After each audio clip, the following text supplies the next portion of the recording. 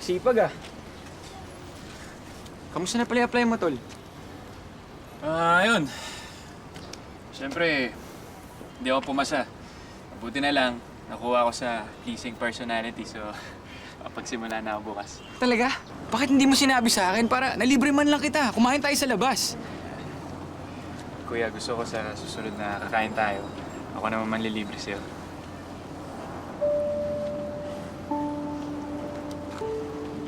Tol, alam mo, simula nung nawala si Papa, natakot ako na baka hindi kita magabayan. Natakot ako na hindi ko kayang tumayong magulang sa'yo. Pero tol, nilabanan ako yung takot na yun. Kasi gusto ko maabot mo yung mga pangarap mo. Magandang kinabukasan. Di ba lang hindi ko maabot yung mga pangarap ko. Basta yung sa'yo maabot mo. Kasi tol, pag nangyari yun, panalo na rin ako.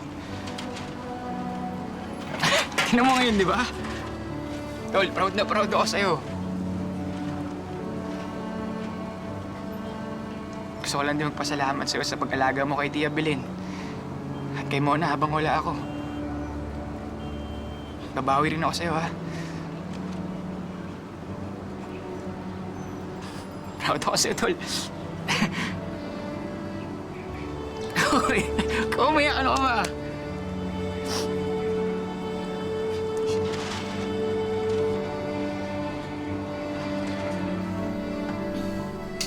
Mahal? Okay ka lang ba? Baka nagugutom ka, ha? Hindi naman, mahal. Medyo nahihilo lang talaga ako. Sigurado ka, ha? Parang medyo nagkakalaman ka ata ngayon, ha?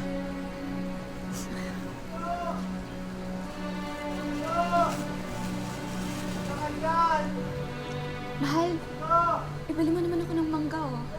Gusto mo ng mangga? Naglilihi ka ba? Ha, mahal? Mangga, kuya! Kuya, pabili na mangga! Mangga, kuya, pabili ako. Isang kilo po, sir. 1 kilo. Yan. Sige. Mal! Mal! Mal! Mal! Mal! Mal!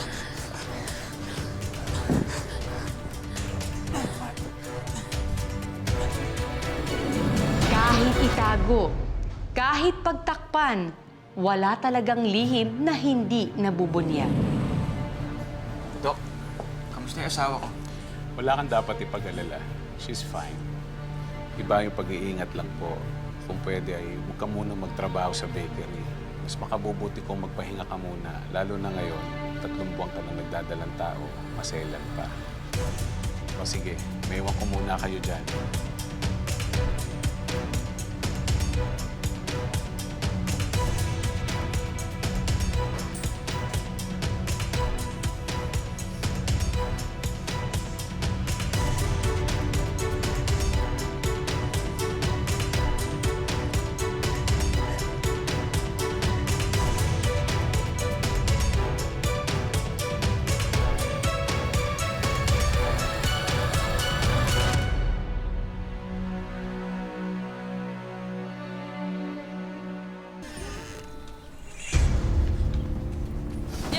Hayop ka! Diego! Paano nagawa sa akin yun, ha? Wala kang utang na loob!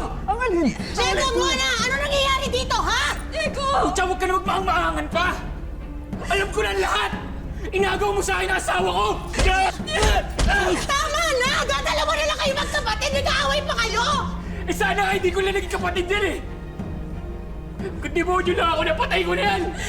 Patay ko na yung hayop na yan! Tama na! Tumigil ka! Ang buong akala ko patay ka na! Ni hindi ko na naisip na babalik ka pa! Akala! O yun yung pinagdasal mo! Para hindi na ako bumalik para masolo mo si Mona! Ah! Tama na! Tama na! Diego, maniwala ka talaga. Hindi namin sinasadya. Hindi ka namin niloko. Akala talaga namin patay ka na. nawala mo na. Ilang buwan lang yun. 5 taon yung pagsasama natin. Magpapalit mo ako ng ganun-ganun na lang? Ha? Ganun ba kababoy yung pagmamahal mo sa akin? At ikaw, Atoy, kapatid kita eh! Pinaaral kita eh! Dinamitan kita! Pinakain kita na, Atoy! Lahat ng meron ako, lahat ng mga bagay na meron ako, inahati ko sa'yo. Pati ba naman yung asawa ko? Gusto mo rin ba kaya, ate? Tama na! Tama na! Tama na! Tama na! Saka ka nakatay na lang ako eh! Yun naman yung gusto niya, di ba? Pwes, yun ang gagawin ko! Kuya!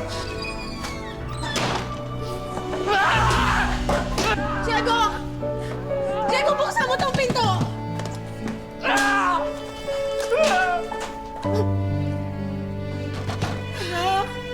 pagbuksan mo naman kami.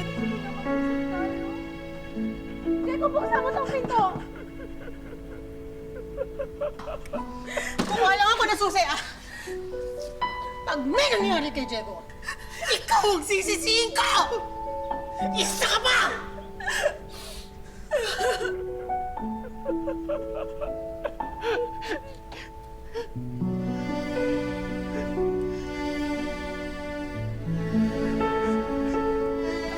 Kuya!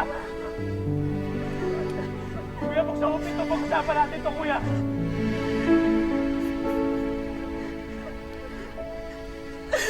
Kuya! Kuya, walang ibang may kasalanan dito kundi ako lang. Huwag na huwag mo tawag na kuya! Buksan mo na kayong dalawa at kanina mo na gusto niyo, di ba? Ako yung sumingit. Ako yung naggulo sa relasyon ninyo. Tandaan mo, walang kasalanan si Mona dito.